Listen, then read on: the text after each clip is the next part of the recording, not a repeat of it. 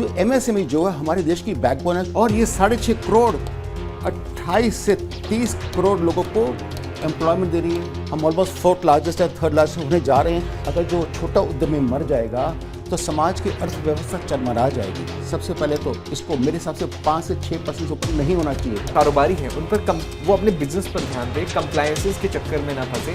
Obsolete चीज़ों को change किया जा रहा है जो कि डिजायरेबल है, बिल्कुल ठीक है, उसमें कोई हर्ज नहीं। मौजूदा समय में उसको पूरा करने में क्या चुनौतियां देखते हैं? गवर्नमेंट को एक करना चाहिए कि हर इंसान को AI के बारे में जानना जरूरी है कि वो अपने लाइफ को बहुत ईजी बना सके। हमने देखा था कि अमेरिका की ओर से टैरिफ लगा दिए गए। अमेरिका ने जिस प्रकार से टैरिफ गेम को खेलना शुरू किया, पूरे वर्ल्ड की इकोनॉमी को डिस्टर्ब कर दिया उन्होंने। भारत के अंदर आज सर्कुलर इकोनॉमी को सपोर्ट करना जरूरी है। नमस्कार, TV9 भारतवर्ष देख रहे हैं आप। मैं हूं वरुण सुंदराल और हमारे साथ स्टूडियो में बेहद खास मेहमान मौजूद हैं, डॉक्टर सुशील कुमार अग्रवाल। बहुत बहुत स्वागत आपका TV9 भारतवर्ष पर। दर्शकों की जानकारी के लिए बता दूं, डॉक्टर सुशील जो है पास्ट चेयरमैन है CII वेस्टर्न यूपी के, और इसके अलावा फाउंडर, चेयरपर्सन और डायरेक्टर हैं एवरो इंडिया लिमिटेड के। बहुत बहुत स्वागत आपका TV9 पर। Thank you. जिस तरह से व्यूअर्स हमारे पीछे देख सकते हैं, हम लगातार बजट पर चर्चा कर रहे हैं। इस बार का बजट कैसा होगा, किस तरह से, किस सेक्टर की क्या उम्मीदें हैं, और आज हम बात करेंगे MSME सेक्टर की, जो कि बैकबोन धीरे धीरे जो है भारतीय इकोनॉमी की बनता जा रहा है। तो डॉक्टर सुशील, आप बताइए, इस बार का बजट, सबसे पहले तो यही सवाल रहेगा, कैसा देखते हैं, किस तरह से देखते हैं? क्या ग्रोथ वाला आपको लगता है होगा, पॉपुलिस्ट, या फिर फिजिकल डिसिप्लिन वाला देखते हैं? नमस्कार, thank you very much Arun ji. मुझे लगता है जब बजट आता है ना, तो बहुत लोगों की सांसें ना अटकी रहती है कि क्या मिलेगा, क्या जाएगा जी। और आप देखिए, इंटरेस्टिंग बात, इसमें एक तबका ऐसा है जो इन्वेस्टर कम्युनिटी को बिलोंग करता है, जो देश के बहुत ही बड़े जाने माने उद्योगपति हैं जी। वो प्रैक्टिकली एक तरह से उनको हर चीज़ का फ्रेमवर्क समझ में आता है, वो मोटा मोटी रेडी होते हैं, पॉलिसी एडवोकेसी ऑलरेडी हो चुकी होती है, उनको एक्सपेक्टेड होता है कि ये सब होने वाला है। लेकिन एक आम इंसान, आम जनता जो देखती है, वो हमेशा क्या देखती है कि इनकम टैक्स का रेट का क्या हुआ, GST में कुछ बड़ा उतार चढ़ाव हुआ है, नहीं हुआ, हाँ एग्जैक्टली, कुछ इंश्योरेंस में, कुछ हाउसिंग रेट ऑफ इंटरेस्ट में, इस प्रकार की चीज़ें देखती हैं जो बहुत ही मिनिस्क्यूल है। मैं समझता हूँ कि गवर्नमेंट को आज अगर जो लेटेस्ट से बहुत सारी चीज़ें देनी है एज फ्री ऑफ कॉस्ट, जो कि अमूमन गवर्नमेंट कई बार कोशिश करती है देने की, तो मान के चले आपका फिस्कल डेफिसिट जो है जी, वो कंट्रोल में होना चाहिए। अगर जो फिस्कल डेफिसिट ज़्यादा होगा तो उस वक्त में गवर्नमेंट के पास इतना पैसा सरप्लस होगा नहीं रेवेन्यू एक्सपेंडिचर के सामने लगा करके कि वो लोगों के लिए दे पाए। तो हमारे लिए मैं मान के चलता हूँ, निर्मला मैम जो भी कर रही हैं बहुत ही अच्छा काम कर रही हैं, बहुत ही रोबस्ट इकोनॉमी को हैंडल कर रही हैं। साथ साथ में जिस प्रकार से प्रगति कर रहे हैं, आज हम वर्ल्ड की 3rd लार्जेस्ट इकोनॉमी बनने जा रहे हैं, करीब बन चुके हैं, और fastest growing economy in the world है।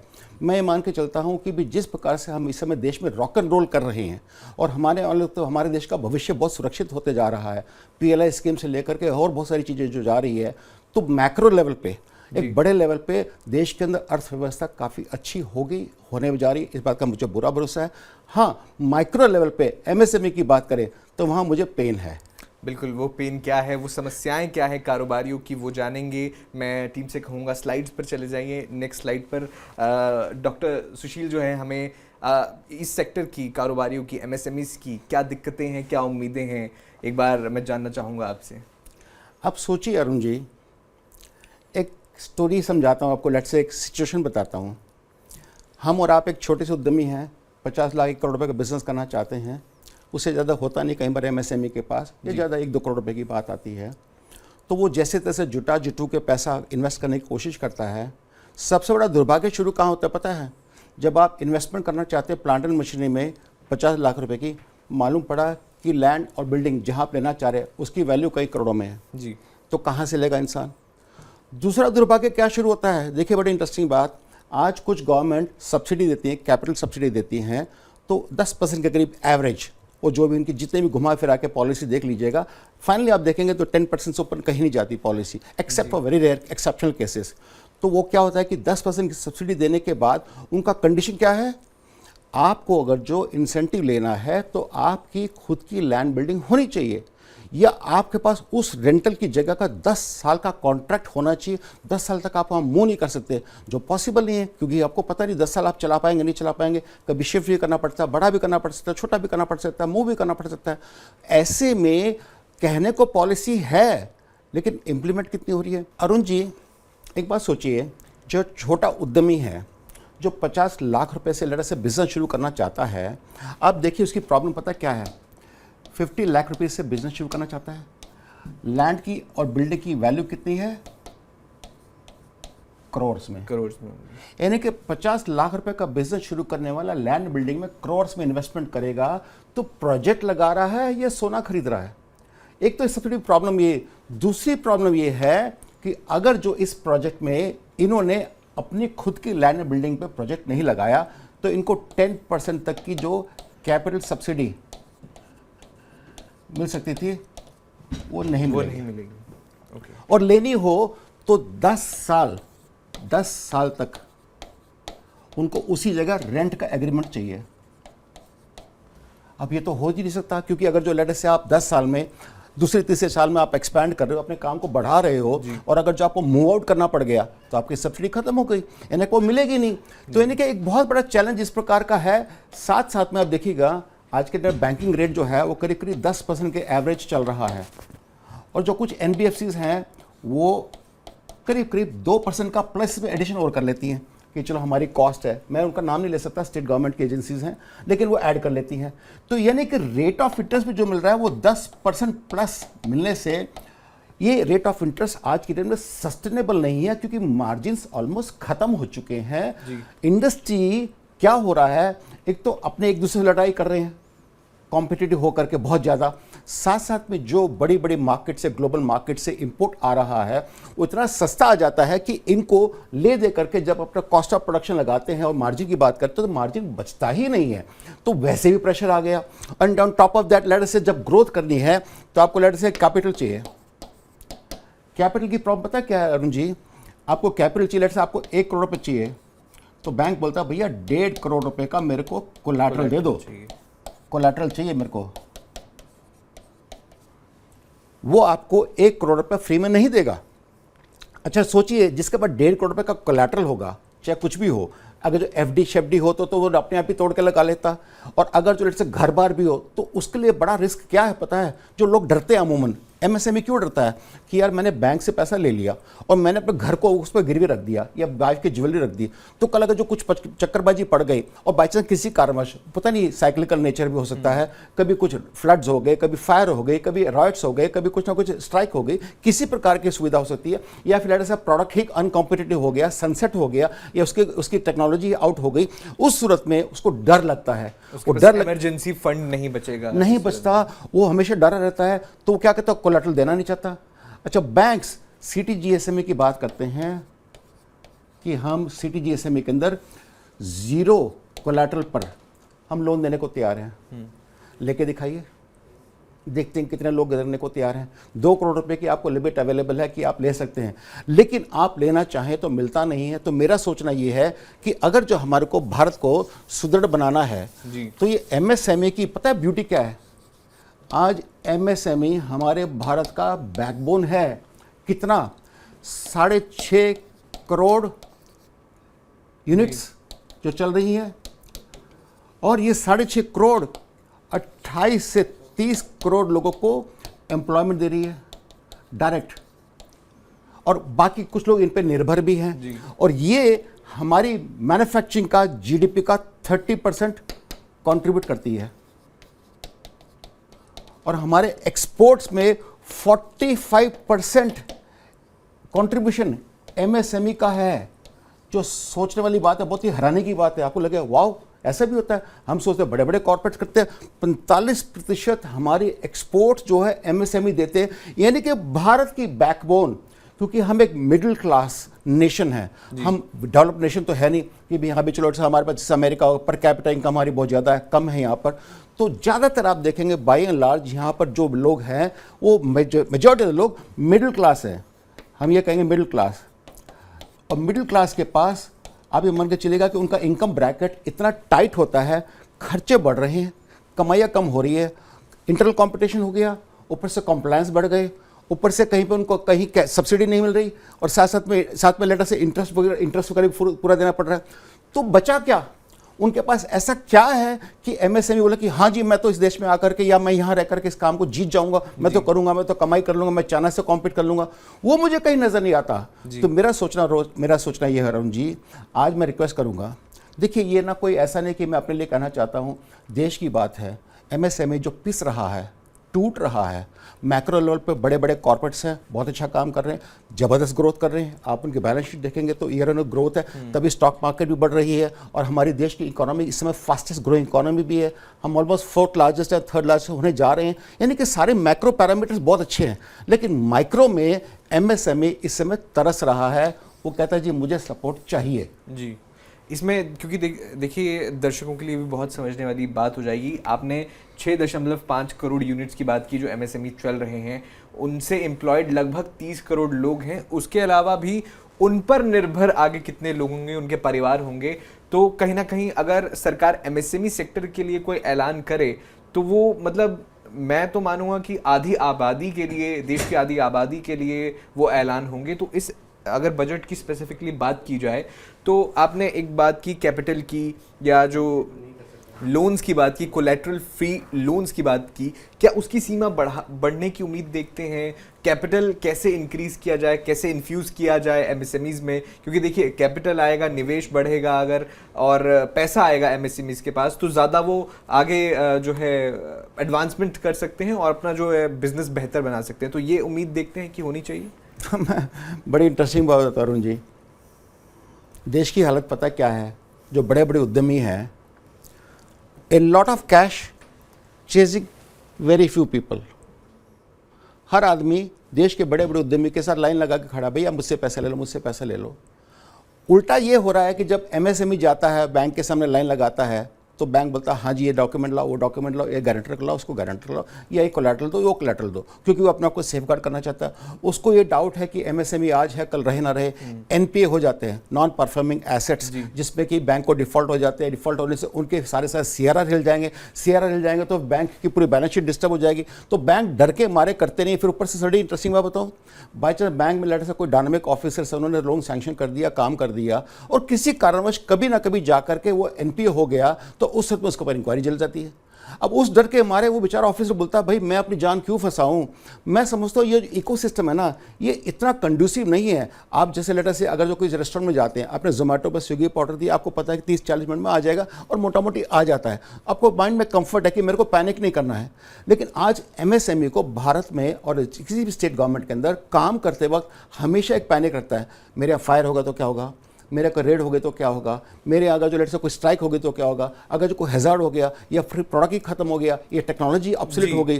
डॉक्टर सुशील ये भी जानना चाहूँगा, देखिए आपने बहुत वैलिड समस्या बताई है कि आपने जिक्र किया कि अगर बड़ा कोई उद्योगपति जो आकर लोन लेना चाहे तो उसे आसानी से मिल जाएगा, कैपिटल आसानी से मिल जाएगा, लेकिन वही एमएसएमई अगर जाए तो उसमें कंप्लाइंसेस बहुत आ जाती हैं, सवाल आ जाते हैं और बहुत सारी चीज़ें रिक्वायरमेंट होती हैं। तो अगर ये प्रोसेस ईजी बनाना हो तो सरकार क्या कुछ कर सकती है, खासकर इस प्रोसेस को इजी करने के लिए, इस पार्ट को इजी करने के लिए? बहुत अच्छी बात है। मैं कहता हूं इसको प्रायोरिटी सेक्टर लेंडिंग, जैसे आज गवर्नमेंट एग्रीकल्चर है, बहुत सारे प्रोजेक्ट्स हैं जहां पर लाखों करोड़ों रुपए की जो उनका गवर्नमेंट उनको सब्सिडी भी देती है या उस सेक्टर के लिए ईयर मार्क करती है। मेरा ये मानना कि एमएसएमई को, क्योंकि पूरे भारत की रीढ़ की हड्डी है, आज अगर जो आप मान के चलिएगा अरुण जी, अगर जो छोटा उद्यमी मर जाएगा तो समाज की अर्थव्यवस्था चरमरा जाएगी। ये बहुत इंपॉर्टेंट है। इनके लिए प्रायोरिटी सेक्टर लेंडिंग में, चाहे मैं कहता हूँ इंटरेस्ट रेट है, सबसे पहले तो इसको मेरे हिसाब से 5 से 6% से ऊपर नहीं होना चाहिए, कैप लगा देनी चाहिए कि भैया जो एनबीएफसी देवे चाहे कोई बैंक दे 5-6% ऊपर रेट ऑफ इंटरेस्ट होगा। अगर जो आप ज़्यादा चार्ज करते हैं, आपको हक है, आप क्लेम कर सकते हैं अपने आप से, बेसिस से उसकी इंटरेस्ट की सब्सिडी आप गवर्नमेंट से मांग लीजिएगा। इसके अलावा कैपिटल सब्सिडी जो है, मेरा ये मानना है कि 100% एमएसएमई के लिए कैपिटल सब्सिडी मिलनी चाहिए, क्योंकि जो कैपिटल सब्सिडी मिलेगी तो अल्टीमेटली उसको एक्सपेंशन करने में, ग्रोथ करने में मदद मिलेगी। जब कैपिटल सब्सिडी मिलती है उसको आप स्टैगर कर दीजिए। आप बोलो कि चलो भैया हम हर साल 25% आपको सब्सिडी देंगे या जो भी देंगे, 4 साल में जाकर आपको डिसबर्स करेंगे। उसको ये तो पता है कि मैंने 1 करोड़ रुपये इन्वेस्ट किया और मुझे 4 साल के बाद में 1 करोड़ रुपये तक का वापसी पैसा मिल सकता है गवर्नमेंट से, और उससे मैं अपनी ग्रोथ कर लूँगा। क्योंकि आप सोच के देखिए अरुण जी, जो एमएसएमई है उसकी बैलेंस शीट अगर जो आप देखेंगे तो उनके प्रॉफिट्स होते हैं लाखों में। कि अगर जो आपने 50 करोड़ का काम किया तो मालूम पड़ा जी 15 लाख, 20 लाख, 40 लाख प्रॉफिट आप दिखा रहे हैं या है आपके पास, या जनरली भी होगा। कुछ लोग मैनिपुलेट भी करते हो, बात अलग है, लेकिन जनरली ऐसे होगा।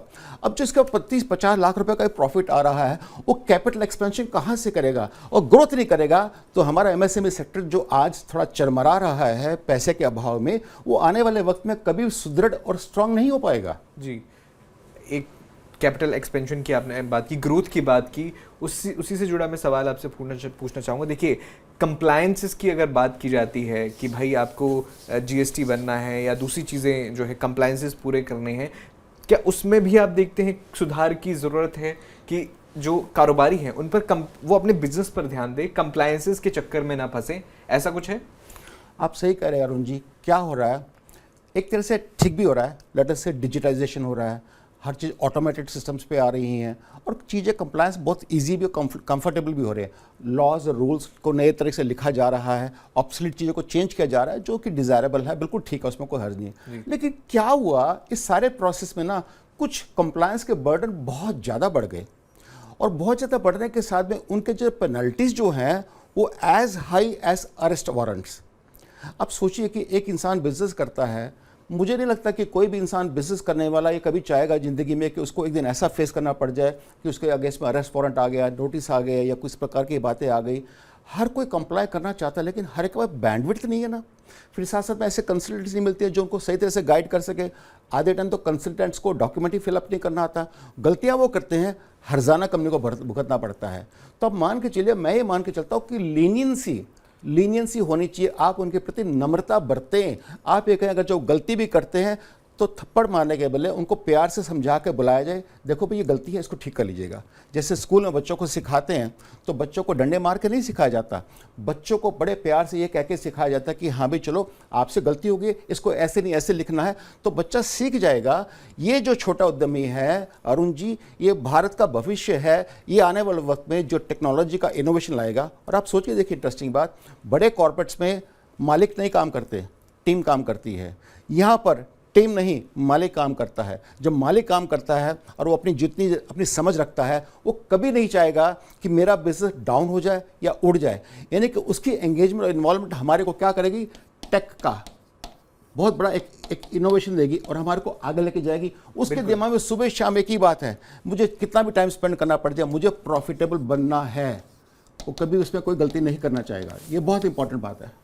बिल्कुल। और टेक से जुड़ा ही मैं आपसे सवाल पूछना चाहूँगा, क्योंकि देखिए एमएसएमईज़ के लिए, कारोबारियों के लिए टेक्नोलॉजी जो इनोवेशन लगातार हो रही है, डिजिटल इंडिया की बात की जाती है, डिजिटल इकोनॉमी की बात की जाती है, मौजूदा समय में उसको पूरा करने में क्या चुनौतियाँ देखते हैं और क्या हल देखते हैं आप?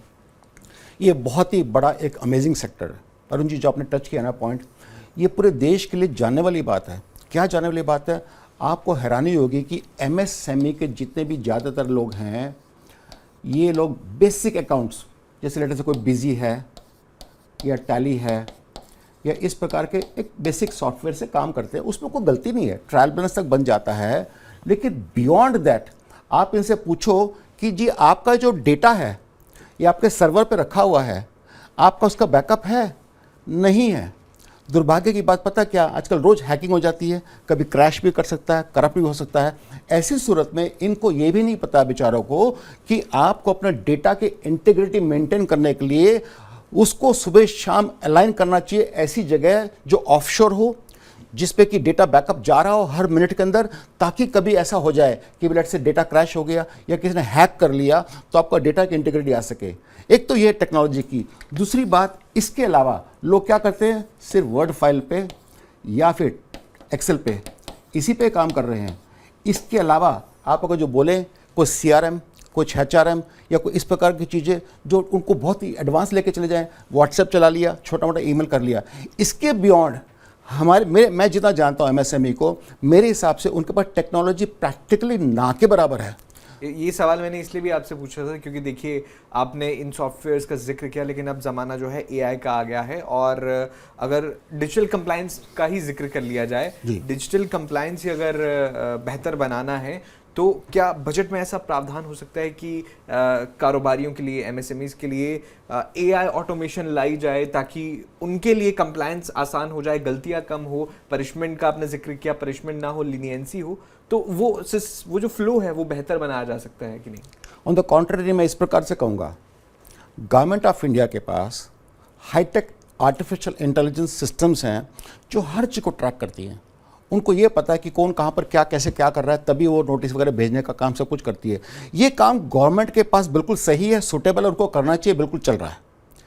जो छोटे उद्यमी एमएसएमई, उनको एआई नहीं चाहिए फिलहाल। एआई तो सिर्फ जो आज के डेट में बच्चे हैं, लेटर से वो एक तरह से ऑटोमेशन कर रहे हैं बहुत सारी चीज़ें जो बिल्कुल परफेक्ट है, अमेजिंग है। मैं कहता हूँ that is a second level. First level क्या है, आपके पास सही का डंका सीआरएम हो, एचआरएम हो। आप जितना डेटा एंट्री करते हैं, सुबह शाम लोग आपके पागल हुए पड़े हैं और बहुत सारी चीज़ें याद कर करके आप फिल करते हैं। आपको कंप्लायंस की डेट्स कौन सी कब क्या आ रही है पता नहीं है। आपके पास एटलीस्ट इसके लिए बेसिक सॉफ्टवेयर हो ताकि डे टू डे मैनेजमेंट में, मैं आपको बताना चाहता हूँ अरुण जी, कि 90% ऑफ द टाइम एमएसएमई के मालिक का, एंटरप्रेन्योर का जो है, वो सिर्फ फायर फाइटिंग और लॉजिस्टिक्स में जाता है। वो सोच नहीं पाता कि मुझे नया काम कैसे करना है, कस्टमर से मिलने जाना है, प्रोडक्शन एक्सपेंशन करनी है, टेक्नोलॉजी इंटरवेंशन लानी है, वो वहाँ तक नहीं जा पाता। क्यों? एक तो पैसा नहीं, ऊपर से कंप्लायंस बहुत सारे।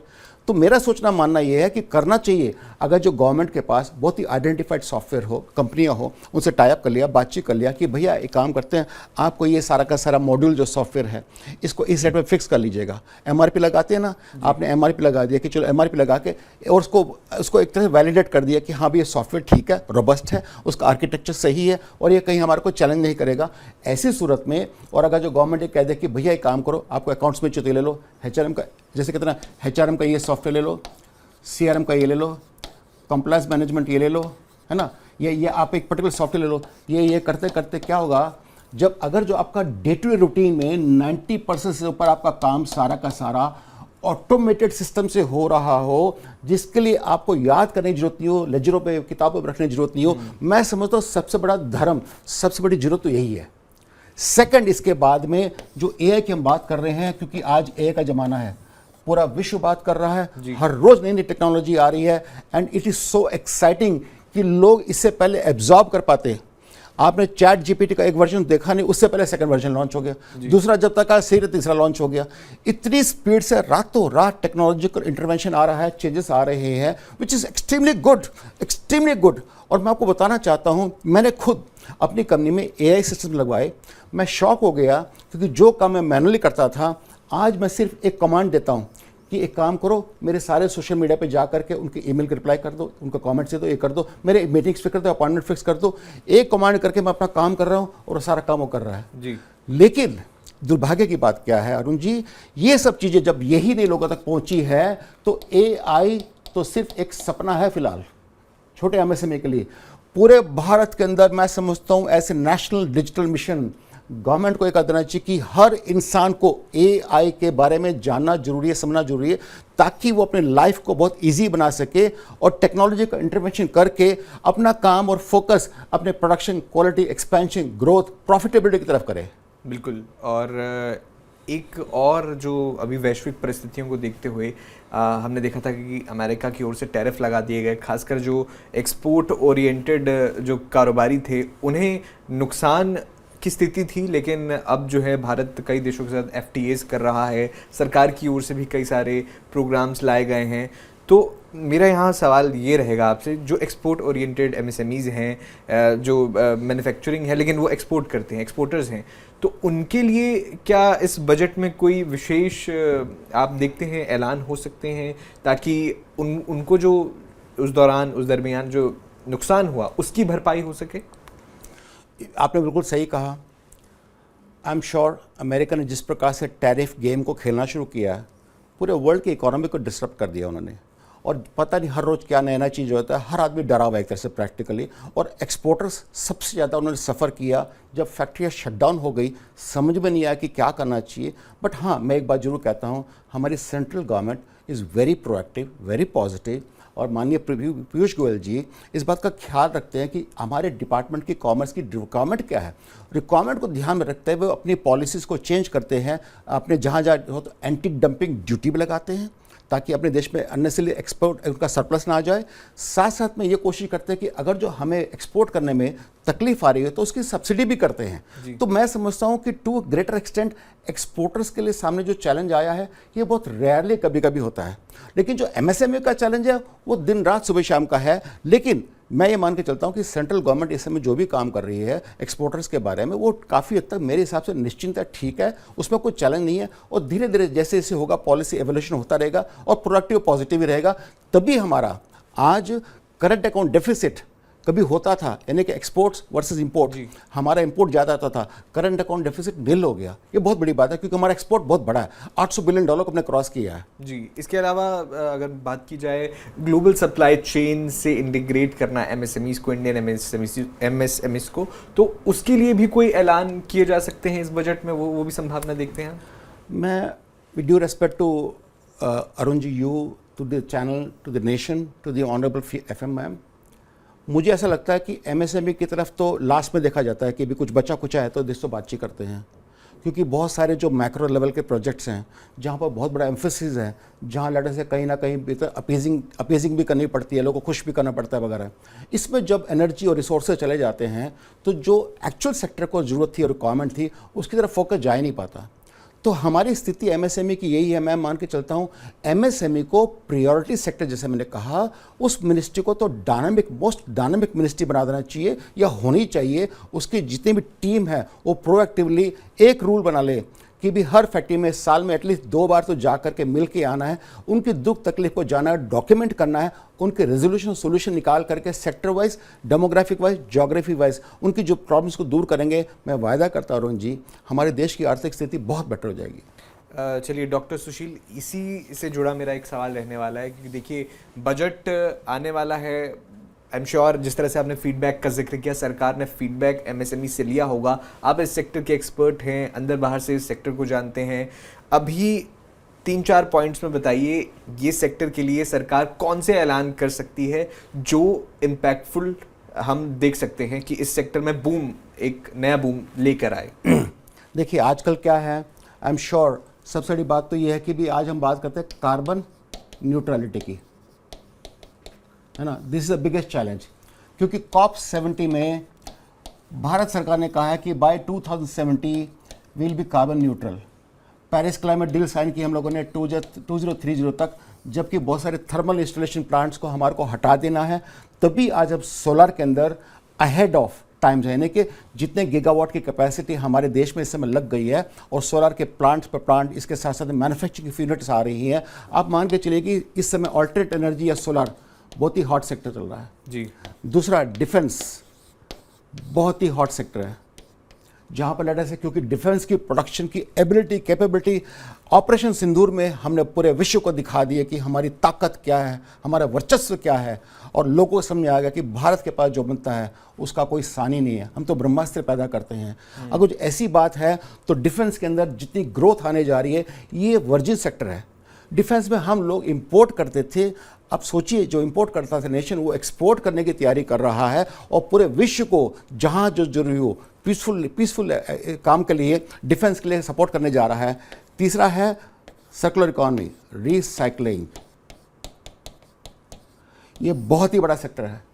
अब सोचिए पूरे भारत के अंदर, मैं आपको एक छोटा सा सेक्टरल, जिस सेक्टर के बारे में मैं जानता हूँ, सेक्टरल आपको छोटा सा डिफरेंस बताता हूँ कि पूरे भारत में आज जैसे सोलर है, सोलर को तुमने बता दिया अभी अहेड ऑफ टाइम्स। डिफेंस के अंदर मैसिव डिफेंस के कॉरिडोर्स बन रहे हैं, उनको रेड कार्पेट वेलकम दिया जा रहा है, जॉइंट वेंचर साइन की जा रहे हैं। अभी एफटीए यूरोपियन यूनियन के साथ किया, वहां पे डिफेंस को जो है बहुत ही अमेजिंग है। अदानी साहब ने अभी एम्ब्रेयर के साथ में पैक्ट साइन किया कि भारत में एरोप्लेन बनाने शुरू कर देंगे। HAL भी बहुत अच्छा काम कर रहा है। मैं समझता हूँ हमारी डिफेंस सेक्टर की सारी यूनिट माननीय प्रधानमंत्री जी के एक इनिशिएटिव के कारण इस समय रोबस्ट होकर के वाइब्रेंट हो रही है, उछल कूद कर रही हैं, और उनके अंदर इतनी एनर्जी आ गई जैसे लगता है कि पूरे विश्व को हम छा जाएंगे और कर लेंगे, और मैं मान के चलता करेंगे। हमारे लोग इतने स्मार्ट है। रिसाइकलिंग सेक्टर एक ऐसा सेक्टर है अरुण जी जहाँ मैं सबका ध्यान लाना चाहता हूँ। मैं इसके पीछे कुछ थोड़ा सा आंकड़ा देता हूँ, खासकर प्लास्टिक को लेकर के, है। आप मुझे इसमें थोड़ा सा ध्यान देके, आज आपको बताता हूँ, पूरे भारत में करीब करीब 25 million metric ton per annum, जो करीब करीब 2.5 करोड़ मेट्रिक टन बनता है, प्लास्टिक कंज्यूम होता है। Shockingly 10 million metric ton per annum, यानी कि 1 करोड़ टन जितना भी प्लास्टिक इसमें है, ये डिस्कार्ड कर दिया जाता है, सिंगल यूज़ प्लास्टिक समझ के जो भी करके। इसमें से मुश्किल से 9% रिसाइकल होता है, और जितना भी डिस्कार्ड किया जा रहा है ये हमारे एनवायरनमेंट के लिए एब्सोल्युटली। और 91% जो है वो फेंक दिया जाता है, जला दिया जाता है। और मैं दुख के साथ ये कहना चाहता हूँ कि अगर जो प्लास्टिक को, जो कि मैं मान के चलता हूँ, सब कहते हैं जहर है, मैं भी कहता हूँ जहर है, पैदा कर दिया, उसको कंट्रोल कैसे करना किसी को नहीं आ रहा है। क्या होना चाहिए, जैसे लेटर से प्लास्टिक है, आप उसको जलाएंगे तो उससे एक गैस निकलती है, फ्लोरिन गैसेस। ये फ्लोरिन गैसेस जो बहुत ही हार्मफुल गैसेस होती हैं, लंग्स में बैठ जाएंगी, मल्टीपल ऑर्गन फेलियर कर देगी, डैमेज कर देगी। पहली बात। दूसरी बात इंटरेस्टिंग, अगर सॉइल पे छोड़ देंगे 100-200 साल प्लास्टिक गलता नहीं है, मल्टी लेयर प्लास्टिक नहीं गलता, और जब गलेगा भी तो सॉइल को टॉक्सिक बना देगा। यानी कि आपने तो जहर ही पैदा कर दिया पूरे विश्व ने। और अभी देखिए ये स्थिति है 2025 की। 2035 में यही आंकड़ा भर करके बढ़ जाएगा 60 मिलियन मेट्रिक टन, और 35 मिलियन मेट्रिक टन जो है डिस्कार्ड हो जाएगा। यानी कि हम प्लास्टिक के नदियों में तैर रहे होंगे, हमारे रिवर्स ओशंस क्या हालत में होंगे। आप देखिए एनिमल्स मर जाते हैं, किसकी गलती है? सिस्टम का बहुत बड़ा फेलियर है। आज प्लास्टिक को रिसाइकल करना बहुत ज़रूरी है, रीपर्पस करना ज़रूरी है। उससे एक तो आप मान के चलेगा कि मैं आपको बताता हूँ, फॉरेन एक्सचेंज, आपका जो फॉरेन एक्सचेंज है, क्रूड जो मंगाते हैं वो सारा का सारा आपका बचता है। इसके साथ साथ जॉब्स क्रिएट होते हैं, lakhs of jobs, revenue create होता है, ठीक है जी, इकोनॉमी रोबस्ट होती है। अब हो क्या रहा है कि आज पूरे भारत के अंदर एक इंटरेस्टिंग बात बताता हूँ आपको, ये कुछ शायद इकोनॉमी में हमें लगता है पॉलिसी का बहुत बड़ा फ्लॉ हो गया। कैसे हो गया? आपने लेटर से कोई प्रोडक्ट बनाया, लेटर से आपने कोई कांच की बॉटल बनाई, कांच की बॉटल, ठीक है जी। इसमें आपने चाहे पानी भर के भेजा या लेटर से कोई अपना कोला भर के भेजा, और ये जब जा रहा है, जब कांच की बोतल बन के आई थी तो उस कंपनी ने 18% जीएसटी इस पे पे किया था।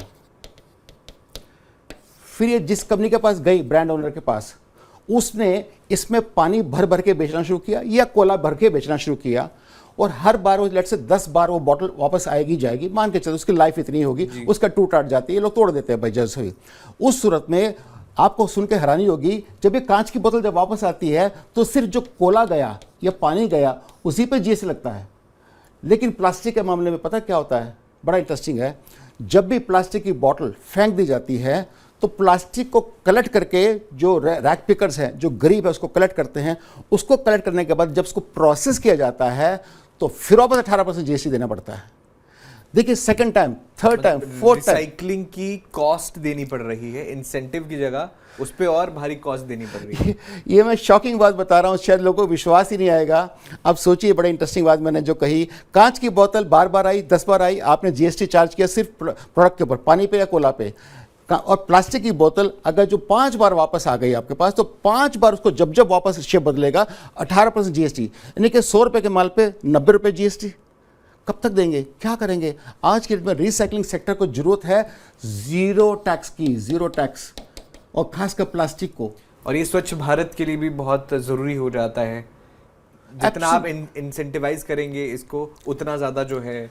देखिए अरुण जी, मैं जितना जानता हूँ पूरे देश में, मैं आपको बताता हूँ इंटरेस्टिंग बात, कि 93% पेट की बॉटल ये जो रिसाइकल होती है, क्योंकि पेट के बहुत सारे प्लांट आ गए हैं, ठीक है, लेकिन बाकी का जो है वो सिर्फ 24% ही रिसाइकल होता है, बाकी सारी आइटम, जिसमें कि फॉर एग्जांपल सीमेंट के बैग है, सीमेंट के बैग मात्र 9% रिसाइकल होते हैं, 91% सीमेंट के बैग जला दिए जाते हैं। तो रिसाइकलिंग की इतने कम नंबर्स का रीजन क्या है? इसका रीजन ये है, जीएसटी जो बार बार दे रहे हैं। एब्सोल्युटली। एक तो इसमें कोई भी किसी प्रकार का कोई रेड कार्पेट वेलकम हो, कोई, मैं कहता हूँ चाहे इंटरेस्ट सब्सिडी हो, चाहे कैपिटल सब्सिडी हो, चाहे टैक्स हो, हर चीज फुली हाई है और ओवरलोडेड है। जबकि ये बहुत बड़ी गलती है पॉलिसी सिस्टम की। इस पॉलिसी को चेंज करने सिर्फ एक ही काम कीजिए। आपने जब पॉलीमर बनाया था तो जीएसटी 18% पे कर दिया गया था। उसके बाद में वो 2 बार 4 बार 5 बार जितने बार रिसाइकल हो रहा है तो रिसाइकल में उस पर जीएसटी चार्ज नहीं हो सकता, नहीं करना चाहिए। उनको अगर जो इजाज़त मिलेगी वो जीरो टैक्स में, उस सूरत में क्या करेंगे, उनको लेन देन, क्योंकि गरीब लोग करते हैं। अब मान के चल रिसाइकलिंग सेक्टर जो है पूरे देश में इनफॉर्मल है, ये फॉर्मल सेक्टर नहीं है। यहाँ पे बड़े बड़े कॉर्पोरेट से बड़ी फैक्ट्री नहीं लगा रखी है, बड़े कॉर्पोरेट्स के पास वक्त नहीं है। छोटा उद्यमी जो छोटा सा बैठा है बेचारा कबाड़ी, वो लगा नहीं सकता। हम जैसे लोग लगाने की जब कोशिश करते हैं, हम देखते हैं हर बार जीएसटी पे करते हैं। अच्छा, हमने गरीब से खरीदा, अब गरीब से खरीद उसका तो बिल होता नहीं है। हम रिवर्स चार्ज मैकेनिज्म में 18% पहले पे करते हैं, फिर अपने उस माल को लेके आते हैं। अच्छा, ऐसा करके हम कब तक काम करेंगे? और उसके बाद वो अनरेमुनेटेड हो जाता है, क्योंकि जब उसकी एड ऑन होती है, उसकी प्रोसेसिंग भी है और एड ऑन करने के बाद जीएसटी कॉस्ट जो है बहुत ज़्यादा हो जाता है। एब्सोल्युटली, जब ज़्यादा हाई हो जाएगी तो आदमी बोलता है भाई मैं फ्रेश का ले लूँगा, मुझे रिसाइकल नहीं चाहिए। तो देश का भला कहाँ हुआ? देश के अंदर बहुत बड़ी गलती जो हो रही है ये पॉलिसी डिसीजन के अंदर। मैं ये मान के चलता हूँ, मैं इस बात को कहीं भी किसी फोरम पर प्लेटफॉर्म के कहने को तैयार हूँ कि ये पॉलिसी को चेंज किया जाए। आप सिर्फ जीरो टैक्स पे ले आइएगा रिसाइकल प्रोडक्ट को, इसके साथ कैपिटल सब्सिडी आप 100% दीजिएगा, साथ साथ में इंटरेस्ट रेट में 3 से 4% का सबवेंशन दीजिएगा। और इसके अलावा आप कुछ देने की जरूरत नहीं है। पूरा देश के उद्यमी आज इतने स्ट्रांग है, इतने मजेदार हैं कि वो काम को आगे ले जाएंगे। इसमें मैं 2 चीज़ें देख रहा हूँ जो आपने सुझाव दिए। इससे एक तो जो है एमएसएमईज को सपोर्ट मिलेगा और उनकी ग्रोथ होगी, वो अपना जो है कैपिटल जो कोस्टिंग आ रही है वो बचा लेंगे। इसके अलावा स्वच्छ भारत को भी जो है बूस्ट एक मिल सकता है यहाँ से। एब्सोल्युटली बैंग ऑन, आपने जो बात कही अरुण जी, ये बहुत बड़ी सच्चाई है, हकीकत है। मैं मान के चलता हूँ भारत के अंदर आज सर्कुलर इकोनॉमी पे सपोर्ट करना जरूरी है। माननीय प्रधानमंत्री जी ने दिल्ली डिक्लेरेशन में G20 में ये बात कही थी कि प्लास्टिक रिसाइकलिंग को बढ़ावा देना चाहिए, उसको रेड कार्पेट वेलकम करना चाहिए। क्योंकि क्या है ना, लोहा है या कोई और बाकी आइटम है वो तो अमूमन रिसाइकलिंग हो रही है जी, लेकिन यहाँ पर जो ऐलान हुए हैं वो धरातल पर भी देखने, उसका जो इफेक्ट है वो देखना जरूरी है। एब्सोल्युटली, लेकिन उसके लिए कोई पॉलिसी फ्रेमवर्क बना नहीं। जी, क्यों नहीं बना? शायद उसको सेक्टर को ये समझ के चला कि चलो यार एक छोटा सा सेक्टर है, क्या फ़र्क पड़ता है। लेकिन मैं आपको बताना चाहता हूँ कि आज अगर जो सोच के चलेगा, जो स्थिति हमारे सामने है। और एक इंटरेस्टिंग बात बताता हूँ, एज़ पर गवर्नमेंट रूल जितने भी आपके लैपटॉप हैं, चाहे मोबाइल है, चाहे वॉशिंग मशीन है, ये सब की लाइफ फिक्स कर दी गई है। जैसे कारों की लाइफ फिक्स कर दी 15 साल, इसी प्रकार से सबकी लाइफ फिक्स हो गई है। इतने साल के बाद आपको डिस्कार्ड करना पड़ेगा। एक तरफ तो आपके सिंगल यूज़ प्लास्टिक और आप बाकी की हार्ड प्लास्टिक जो यूज़ कर रहे थे 25 मिलियन मेट्रिक टन, उस पर 10 मिलियन मेट्रिक टन आ रहा था। फिर पिछले 30-40 सालों से जो प्लास्टिक आपको घरों में टीवी और फ्रिज के रूप में पड़ा है वो भी डिस्कार्ड होगा। तो जी, तो रैपिड, मैं यहाँ पर जिस तरह से आपकी बातों को अगर मैं समझूँ और दर्शक भी समझ रहे, रैपिड यहाँ पर रिवैम्पिंग बहुत ज़रूरी है और इस क्षेत्र पर खास तौर पर सरकार का ध्यान आना बहुत ज़रूरी हो जाता है। बहुत ज़रूरी है। अरुण जी, क्यों पता है, ये हमारे पास एक वेस्ट है, उसको वेल्थ में क्रिएट करने की अपॉर्चुनिटी है हमारे पास। और हमारे देशवासी बहुत ही मेहनती हैं, छोटा एंटरप्रेन्योर, उसको अगर जो थोड़ा सा सपोर्ट मिल जाए, मैं वायदा करता हूँ पूरे देश की काया पलट देगा, दिशा बदलेगी तो दशा बदल जाएगी। बिल्कुल। बहुत ही छोटा सा सवाल, एक आखिरी सवाल आपसे लेना चाहूँगा। पिछली बार जो बजट में एमएसएमईज के लिए, देखिए जब बजट का भाषण पढ़ा जाता है तो एमएसएमईज के लिए भी बहुत सारे ऐलान होते हैं। पिछली बार जो ऐलान हुए, क्या वो धरातल पर उनका असर दिखा या बहुत काम करना ज़रूरी है? बहुत ब्रीफ आंसर आपसे। नहीं अरुण जी, मैं माफ़ी चाहता हूँ। क्या होता है ना, मैक्रो पॉलिसीज़ होती हैं, माइक्रो में जब उसको फिल्टर करके नाश तक पहुँचती है तो प्रैक्टिकली बहुत बार इनफेक्टिव हो जाती है। एक्सेप्ट कि जब गवर्नमेंट ने टैरिफ्स को बदल दिया, जैसे जीएसटी है, उन्होंने रैशनलाइज करके एक जगह 18 पे लेके आ गए या 12 पे लेके आ गए, वो समझ में आता है कि वो हर एक के लिए इफेक्टिव है, हर एक को यूज़ करना पड़ता है। लेकिन कई जगह सेक्टरल, अगर जो बात करें सेक्टरल बेनिफिट क्या है, sectoral benefit is missing. And I think पूरे देश की एमएसएमई को और खास सर्कुलर इकोनॉमी में, रीसर्कुलर इकोनॉमी में, रीसाइक्लिंग इकोनॉमी में जितने भी देश के अंदर प्रावधान है, जितनी भी यूनिट्स हैं, जितने भी लोग चल रहे हैं, उनको बोल्डली बोल करके बुलाया जाए कि आइए रिसाइक्लिंग का प्रोडक्ट सेट कीजिएगा, हम आपको हर तरह से हेल्प करने को तैयार हैं। ऐसा करके उनको जितना जॉब मिल जाएगा, रेवेन्यू टैक्सेस क्रिएट हो जाएगा, भारत की इकोनॉमी की ग्रोथ ही अपने आप में बदल जाएगी।